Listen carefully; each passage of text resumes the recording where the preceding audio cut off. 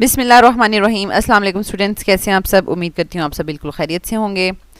Rabbi इश्रह ली सदरी व यस्सिर ली अमरी वहलुल उक़दतम मिन लिसानी यफ़क़हू क़ौली। ऐ मेरे रब, मेरे लिए मेरा सीना कुशादा फरमा दे और मेरा काम आसान कर दे और मेरी ज़ुबान की गिरह खोल दे ताकि वो मेरी बात समझ सकें। आमीन। This is first year chemistry FBSc board exam preparation 2024 और स्टूडेंट्स इसमें हम 2017 के फर्स्ट पेपर के सब्जेक्टिव डिस्कस कर रहे हैं। पिछली वीडियो में हमने सेक्शन बी के 1 से लेकर 10 तक क्वेश्चन डिस्कस कर लिए थे। तो स्टूडेंट्स 2017 में जो पेपर पैटर्न है वो थोड़ा सा चेंज किया गया था कि सेक्शन बी में पहले हमें 19 में से 14 क्वेश्चंस करने होते थे, लेकिन अभी 2017 के पेपर में आपको इस तरह से नज़र आएगा कि सेक्शन बी अलग से है, फिर सी है और फिर डी है। तो सेक्शन बी हमने डिस्कस कर लिया था और अब इस वीडियो में हम सेक्शन सी के जो है वो 10 क्वेश्चंस डिस्कस करेंगे। ठीक है, तो स्टूडेंट्स स्टार्ट करते हैं सेक्शन सी। सेक्शन सी में क्वेश्चन नंबर 1 है हमारे पास, describe the effect of increasing pressure and temperature on the following reaction. तो स्टूडेंट्स ये ली चैटलियर का जो प्रिंसिपल है, ये कॉन्सेप्चुअल क्वेश्चन या आप कह सकते हैं SLO बेस्ड क्वेश्चंस बहुत तरीके से पूछे जाते हैं। ठीक है, ये देखें पिछले कितने पेपर्स में ये बार बार रिपीट हो चुका है। डिफरेंट आपको रिएक्शन दे दिया जाता है और उससे कभी पूछा जाता है कि भाई टेम्परेचर का चेंज इफेक्ट क्या होगा, या प्रेशर का क्या होगा, या कंसंट्रेशन का क्या होगा, इस तरह से कैटलिस्ट का क्या होगा, ये पूछा जाता है। ठीक है, तो इसको आपने बहुत अच्छे से देखना है कि इसको सॉल्व करने का एक ख़ास पैटर्न है जिसमें हम पहले according to Le Chatelier principle उसकी डेफिनेशन बताते हैं और फिर इस रिएक्शन में जो हो रहा होता है हम वो बताते हैं। ठीक है, तो ये एक पूरा पैटर्न है जिसपे ये वाला क्वेश्चन जो है वो सॉल्व किया जाता है। ठीक है, तो आप देखें सबसे पहले हम इसका क्वेश्चन देख लेते हैं। अब ये हमारे पास ये क्वेश्चन है, describe the effect of increasing pressure and temperature on the following reaction at equilibrium. अब ये इक्वेशन देखें साथ हीट दी हुई है नेगेटिव में, तो इट मीन्स कि ये एक्सोथर्मिक रिएक्शन है। ठीक है, तो सबसे पहले हमने देखना है टेम्परेचर इज इंक्रीज्ड। आपने क्वेश्चन में ये भी देखना है कि आपको सिंपल टेम्परेचर चेंज के बारे में बताया जा रहा है, पूछा जा रहा है, या इंक्रीज़ के बारे में या डिक्रीज़ के बारे में। ठीक है, यानी सिंपल ये पूछा जा रहा है कि बताएं क्या इफेक्ट होगा अगर प्रेशर चेंज हो जाए या टेम्परेचर चेंज हो जाए। ऐसा जर्नल से पूछा जा रहा है, या ये पूछा जा रहा है कि इंक्रीज़ ऑफ प्रेशर या टेम्परेचर का क्या इफेक्ट होगा, या डिक्रीज़ ऑफ टेम्परेचर या प्रेशर का क्या इफेक्ट होगा। तो ये चीज़ आपने नोट करके फिर अटैम्प्ट करना है। ठीक है, तो इस वजह से हमने यहाँ पे जब इंक्रीज़ लिखा है तो हमने हेडिंग भी इंक्रीज़ की दी है, टेम्परेचर इज़ इंक्रीज्ड। तो हमारे पास ये रिएक्शन इस तरह से होगा कि रिएक्टेंट्स हैं, उससे प्रोडक्ट्स बनती है और साथ हीट रिलीज होती है। क्योंकि ये एक्सोथर्मिक रिएक्शन है तो हमने कहा कि ये रिएक्शन इस तरह से लिखा जाता है जनरली। ठीक है, क्योंकि एक्सो में हीट रिलीज हो रही होती है तो हीट प्रोडक्ट का पार्ट होती है। The given reaction is exothermic so heat will act as a product.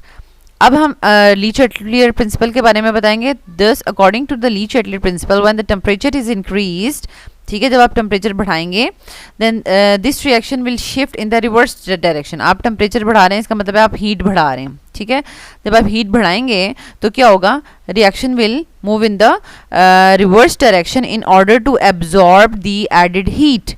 ठीक है, जो आपने हीट ऐड किया ताकि वो एब्जॉर्ब हो जाए, उसका इफेक्ट ख़त्म हो जाए, नलीफाई हो जाए। ठीक है, अनटिल ये तब तक होता रहेगा, रिवर्स डायरेक्शन में रिएक्शन तब तक मूव करता रहेगा until a new equilibrium is established. ठीक है, तो यानी आपने यहाँ पर बता दिया कि जब टेम्परेचर को बढ़ाया गया है, ठीक है, तो ये रिएक्शन रिवर्स साइड पे मूव करेगा। ठीक है, आपने उसका इफेक्ट भी बता दिया।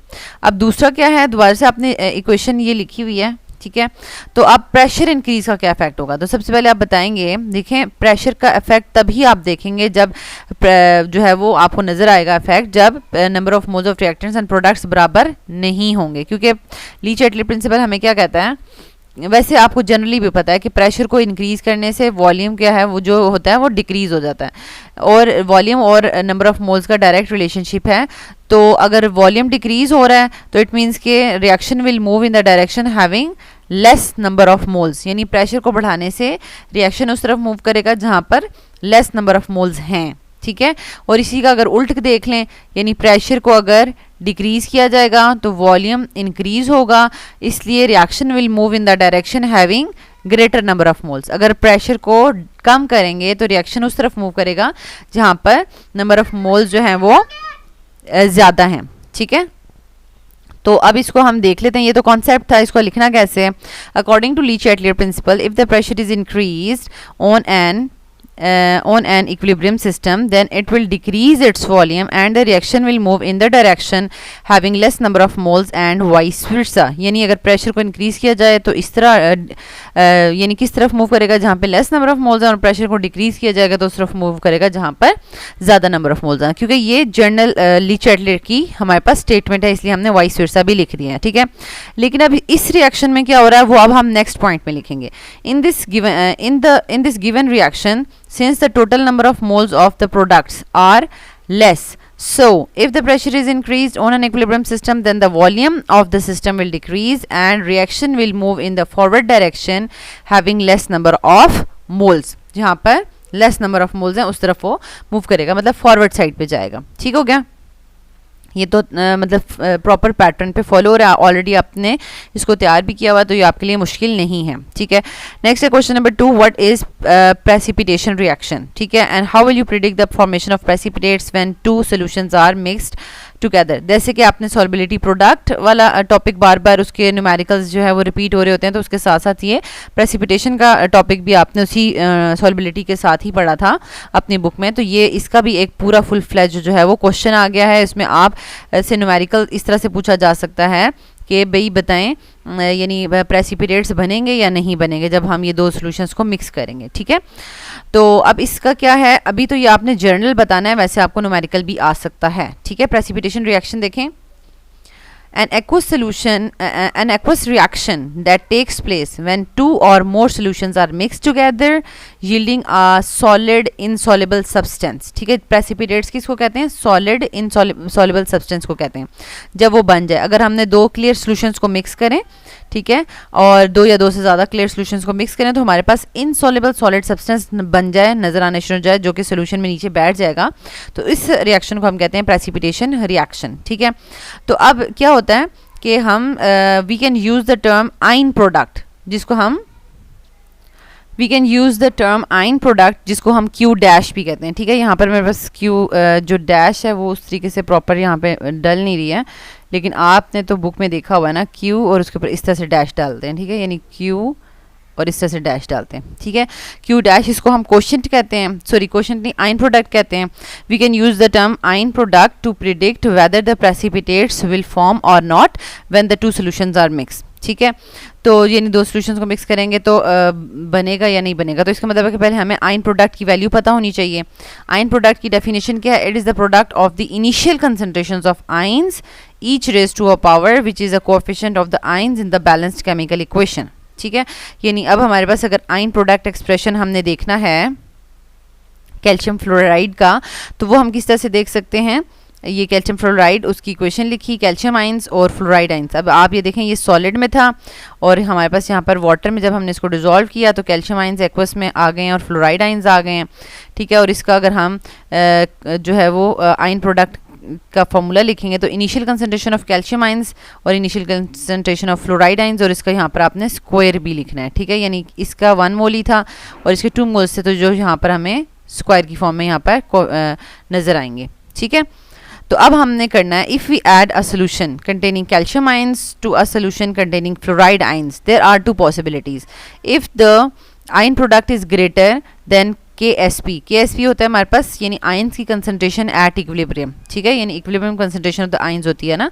तो अगर इनिशियल कंसंट्रेशन हमारे पास ज़्यादा है आयंस की और हमें इक्विलिब्रियम में कम चाहिए, तो इसका मतलब है कि प्रेसिपिटेट्स बनेंगे. ठीक है, क्योंकि एक्स्ट्रा जो है वो यूज़ हो जाएंगे प्रेसिपिटेट्स बनाने में और बाकी इक्विलिब्रियम में एग्जिस्ट करेंगे आयंस की फॉर्म में. ठीक है, लेकिन अगर आपने इनिशियल कंसंट्रेशन वैसे ही कम ली हुई है, ठीक है, और आयन प्रोडक्ट की अमाउंट कम है, यानी इनिशियल कंसंट्रेशन ऑफ आयंस कम है, और इक्विलिब्रियम पर यानी जो आपके पास यानी इक्विलिब्रियम KSP सॉल्युबिलिटी प्रोडक्ट में जो इक्विलिब्रियम पर कंसंट्रेशन होनी चाहिए आयंस की वो ज़्यादा होनी चाहिए, तो ऑब्वियसली बात है कि प्रेसिपिटेट्स तो बनेंगे ही नहीं. ठीक है, प्रेसिपिटेट्स तो तब बनने चाहिए ना कि इक्विलिब्रियम अचीव हो जाए और आयंस बने हुए हैं, और उसके अलावा भी आपने यानी जो भी आपने सब्सटेंस डाला है उसके आयंस बन चुके हैं. ठीक है, और आपने इक्विलिब्रियम पर जितनी उनकी अमाउंट होनी चाहिए उससे ज़्यादा डाली हुई है, तो वो क्या करेंगे, वो कुछ जो है वो आयंस जो एक्स्ट्रा हैं वो दोबारा से सॉलिडिफाई फॉर्म में प्रेसिपिटेट्स की फॉर्म में नज़र आने लग जाएंगे. ठीक है, तो इस तरीके से आपके पास आपको आयन प्रोडक्ट से आप बता सकते हैं। अगर पेपर में भी आपको आ जाए कि ये इनिशियल कंसंट्रेशंस हैं, तो आप जल्दी से क्या करेंगे कि ये वाला फार्मूला लगाएंगे, ठीक है, आयन प्रोडक्ट का। आप जल्दी से आयन प्रोडक्ट फाइंड आउट कर लेंगे और KSP आपको पेपर में दी हुई होगी, आप जल्दी से KSP और आयन प्रोडक्ट को कंपेयर कर लेंगे, ठीक है। अगर आयन प्रोडक्ट की वैल्यू ज़्यादा है, ठीक है, तो आप कहेंगे प्रेसिपिटेशन विल अकर, और अगर आयन प्रोडक्ट की वैल्यू कम है और KSP की वैल्यू ज़्यादा है तो आप कहेंगे प्रेसिपिटेशन विल नॉट अकर। ठीक हो गया। नेक्स्ट है what is the levelling effect, describe giving example, already आप कर चुके हैं इसको। देन है question number 4, write down any 3 applications of the buffer solutions, already आप कर चुके हैं। देन है question number 5, for the reaction rate law दिया हुआ है, write down the mechanism and what will happen if the concentration of CO is increase 3 times in the above reaction, justify your answer. अब आपने जो 7th chapter में order of reaction के काफ़ी numericals जो है उनकी रिपीटेडली रिपीट भी हो चुके हैं, आप उसकी प्रैक्टिस भी कर चुके हैं। मैकेनिज्म अभी तक आपने नहीं किया था, मैकेनिज्म फाइनल लिखना, वो ऑब्जेक्टिव में भी आ सकता है, इससे शॉर्ट लॉन्ग में भी आ सकता है, तो मैकेनिज्म लिखना आपको आना चाहिए। उसके लिए सिंपल आपको बैलेंस केमिकल इक्वेशन चाहिए और रेट लॉ चाहिए, तो आप किसी भी इक्वेशन का जो है वो आसानी से आप लिख सकते हैं। मैकेनिज्म बिल्कुल भी मुश्किल नहीं है, बहुत ही इजी है, ठीक है। अभी मैं आपको लिख के दिखाती हूँ। अब जब भी मैकेनिज्म आप लिखेंगे तो उसका एक लिखने का प्रॉपर तरीका होता है, ये नहीं कि बस ये है और आपने उठा के जो है वो 2 इक्वेशंस लिख दी मैकेनिज्म की, नहीं। मतलब ये इक्वेशन आपको क्या इन्फॉर्मेशन दे रही है, ये रेट लॉ भी आपको कुछ इन्फॉर्मेशन दे रहा है, तो वो आपने 3 पॉइंट्स पहले लिखने हैं, ठीक है, और उसके बाद फिर आपने मैकेनिज्म के 2 स्टेप लिखने हैं, ठीक है। The rate equation gives us the following information. अब बेसिकली क्या होता है कि ये बड़ा इंपॉर्टेंट है मैकेनिज्म लिखने में, यानी इक्वेशन से भी ज़्यादा क्या चीज़ इंपॉर्टेंट है जो हमें हेल्प करेगा, ये रेट लॉ इक्वेशन हेल्प करेगी कि हमने कैसे जो है वो लिखना है मैकेनिज्म, ठीक हो गया। अच्छा, अब ये रेट लॉ हमें क्या इन्फॉर्मेशन दे रहा है, 3 इन्फॉर्मेशन के पॉइंट्स हमें इस रेट लॉ से मिल रहे हैं, वो हमने लिखने हैं और उसके बाद हमने जस्ट मैकेनिज्म लिख देना है। The rate law equation gives us the following information. Rate law, this reaction is second order with respect to NO2 and 0 order with respect to CO, ठीक है। अब यहाँ पर अगर मैं रेट लॉ लिखूँ KNO2, ठीक है, यहाँ पर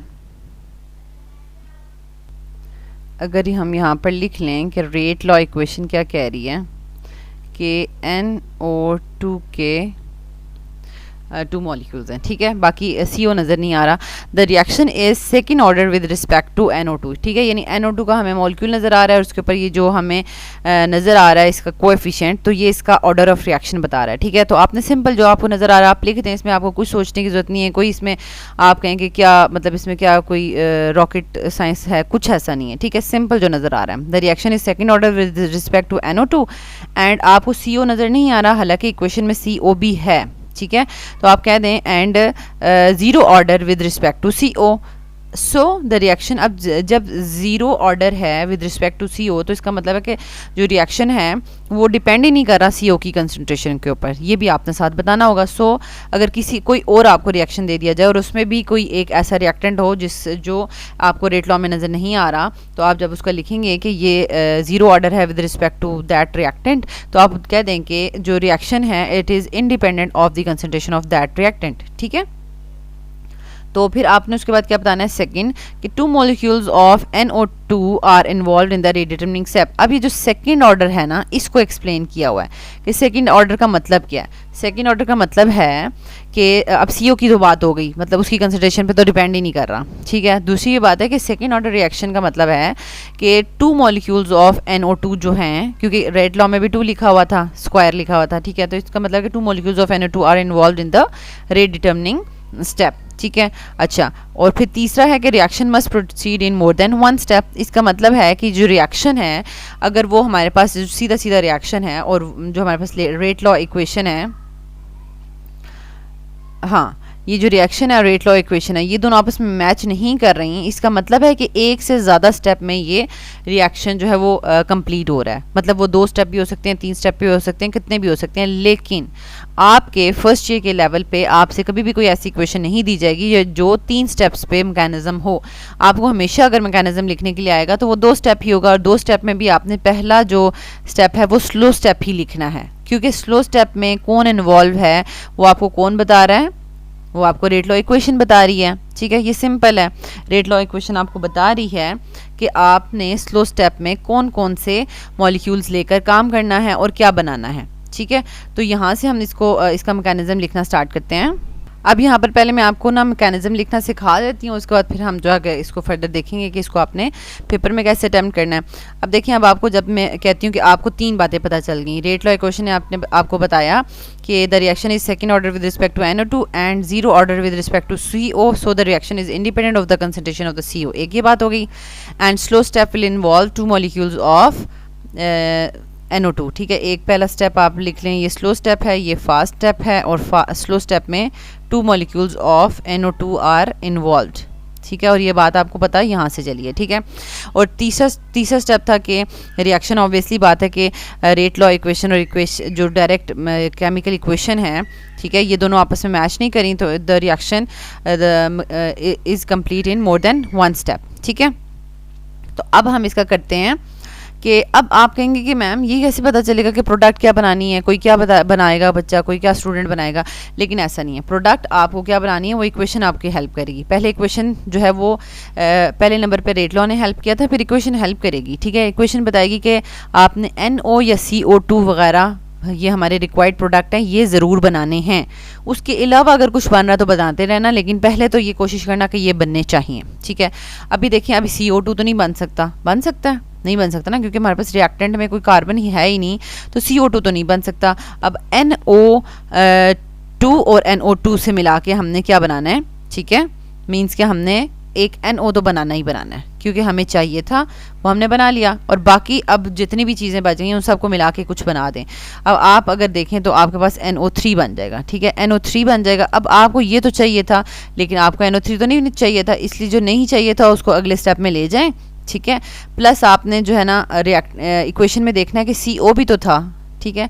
CO का जो मॉलिक्यूल था वो स्लो स्टेप में नहीं इन्वॉल्व, इस वजह से हमें रेट इक्वेशन में भी नज़र नहीं आया, लेकिन फास्ट स्टेप में तो इन्वॉल्व है, ठीक है। तो इसलिए हम उसको फास्ट स्टेप में लिखेंगे, ठीक है। तो अब देखें, अब आपने 2 चीज़ें बनानी थी, एक NO बनाना था, वो बना लिया। अब एक CO2 भी तो बनाना था ना, अब यहाँ से आप CO2 बना लें, ठीक है। प्लस अब आपने NO2 आपका बच गया यहाँ पर, ठीक हो गया। तो ये था आपके पास जो है वो 2 स्टेप मैकेनिज्म। लेकिन अब आप इसको जब फाइनल इक्वेशन इसकी लिखेंगे तो ये देखें, NO2 इंटरमीडिएट था, ये आपस में कैंसिल हो गया, एक NO2 का मॉलिक्यूल एक NO2 का मॉलिक्यूल यहाँ पे कैंसिल हो गया। अब आप देखें रिएक्टेंट्स और प्रोडक्ट्स इक्वल आपके पास आ गए हैं। NO2 का एक मॉलिक्यूल है और CO, और दूसरी तरफ NO और CO2 बन रहा है, ठीक है। तो ये आपने पूरा फुल फ्लेज जो है वो मैकेनिज्म लिखना सीख लिया है। तो स्टूडेंट्स ये देखें, आपने यहाँ पर इसको लिख लिया, ठीक है, मैकेनिज्म। और इसका जो इंटरमीडिएट्स थे NO3 वो भी आपने काट दिया। तो यहाँ से आपने NO3 को भी काट दिया और एक NO2 का मॉलिक्यूल भी काट दिया, ठीक है। तो अब आप लास्ट में ये 3 इन्फॉर्मेशन अगर लिखना चाहे तो लिख सकते हैं, नहीं लिखना चाहे तो ये कोई नेसेसरी नहीं है कि first step is the rate determining step and NO3 जो है वो यहाँ पर इंटरमीडिएट एक्ट कर रहा है, और बैलेंस केमिकल इक्वेशन जो है वो मैकेनिज्म के बारे में कोई इन्फॉर्मेशन हमें नहीं देती, ठीक है। तो यहाँ पर आप इसको लिख सकते हैं, क्योंकि ज़्यादातर हमें सारी की सारी इन्फॉर्मेशन जो है वो किस तरफ से आ रही थी, रेट लॉस की तरफ से आ रही थी, और उसी की हेल्प से जो है वो हम मैकेनिज्म लिख पाते हैं। नेक्स्ट हमारे पास क्वेश्चन नंबर 5 का B part. What will happen if the concentration of CO is increased 3 times in the above reaction? Justify your answer. अब क्या था कि ऊपर आप ऑलरेडी बता चुके हैं कि रेट लॉ में हमें CO नज़र नहीं आ रहा, इसलिए कंसंट्रेशन ऑफ जो रिएक्शन है वो इंडिपेंडेंट है of the concentration of the CO। तो यही चीज़ आपने यहाँ पर अलग से भी बतानी है, ठीक है। As the reaction given reaction is second order with respect to NO2 and 0 order with respect to CO, so this reaction is independent of the concentration of CO। So if the concentration of CO is increase 3 times in the above reaction there is no change in the rate of reaction, ठीक हो गया।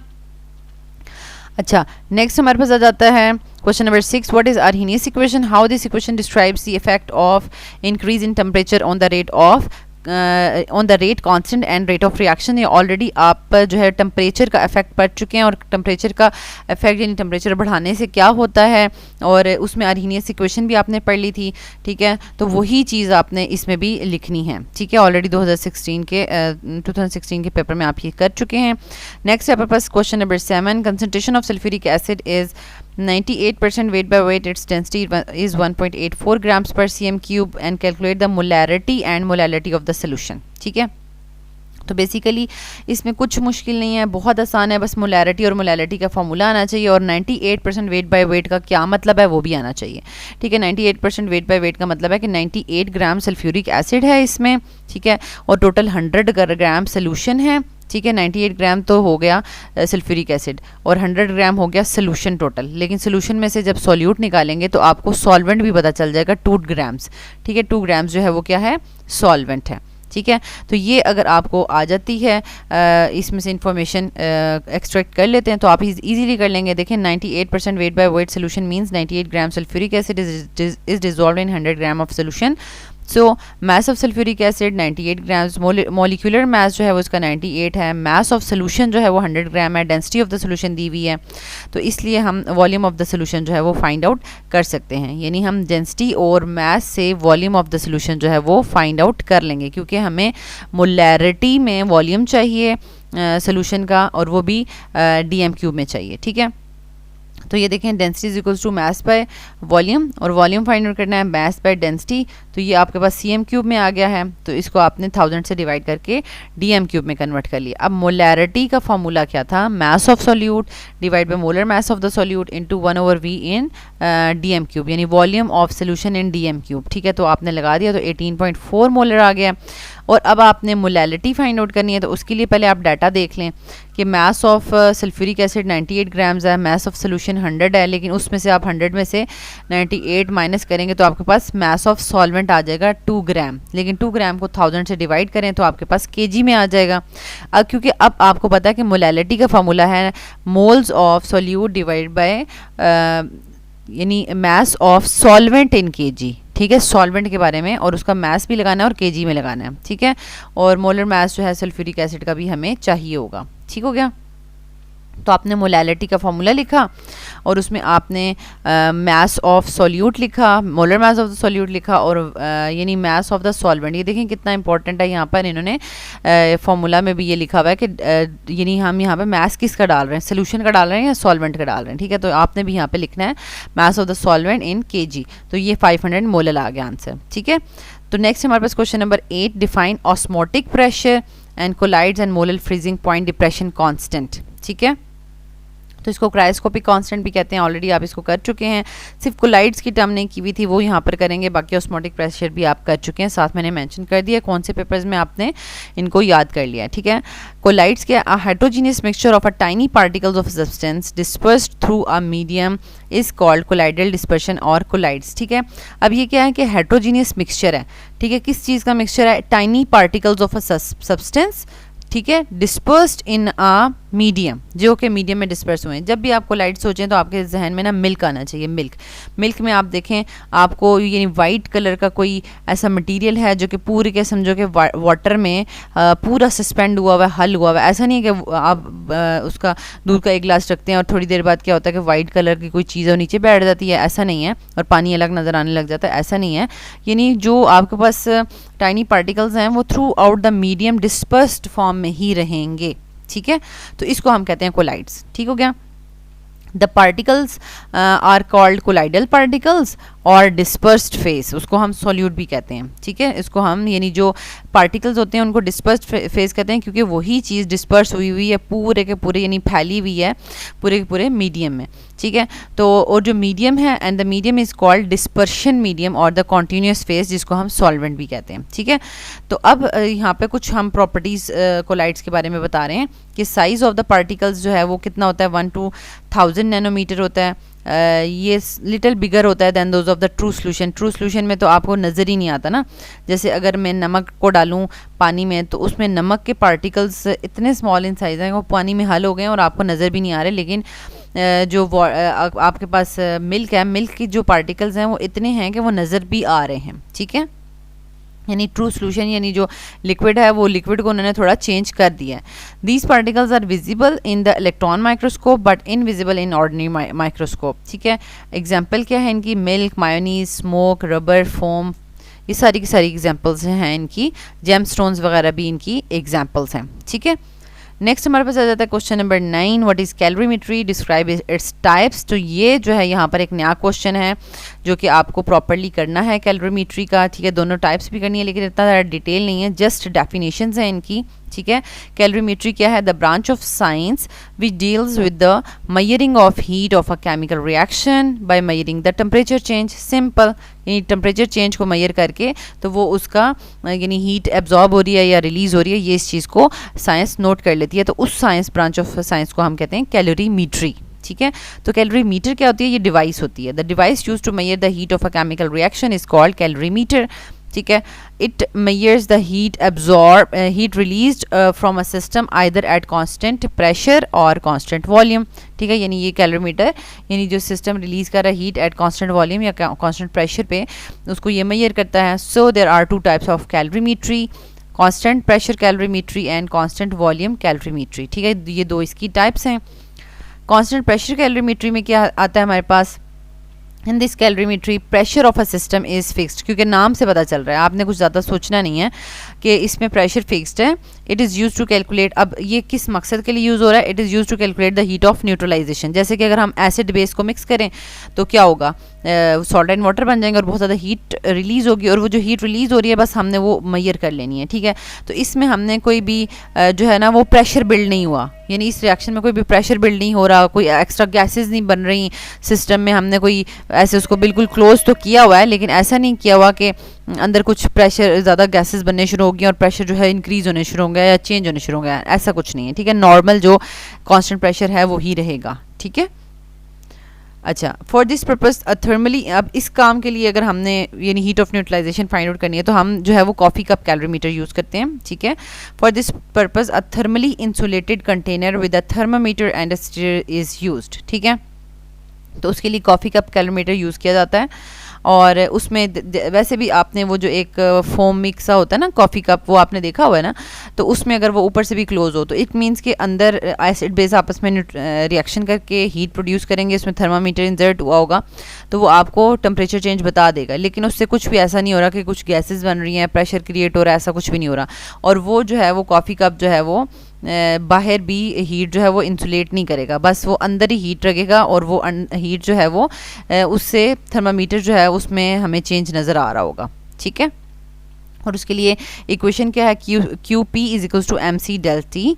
M है mass of the reactant, C जो है specific heat of a reaction mixture है, and delta T change in temperature है। इसी तरीके से कांस्टेंट वॉल्यूम कैलोरीमेट्री ले लें। इन दिस कैलोरीमेट्री उन्हीं पॉइंट्स पे ये भी लिखना है आपने, जो जो उसके लिए लिखा था वो इसके लिए भी लिखना है। ठीक है। लेकिन थोड़ा अपोजिट होगा, जैसे कि in this calorimetry volume of the system is fixed, उसमें प्रेशर फिक्स था। It is use to calculate the enthalpy of combustion of food, fuel and other compounds. इसमें हम कंबस्शन कर रहे हैं, उसमें हम न्यूट्रलाइजेशन कर रहे थे।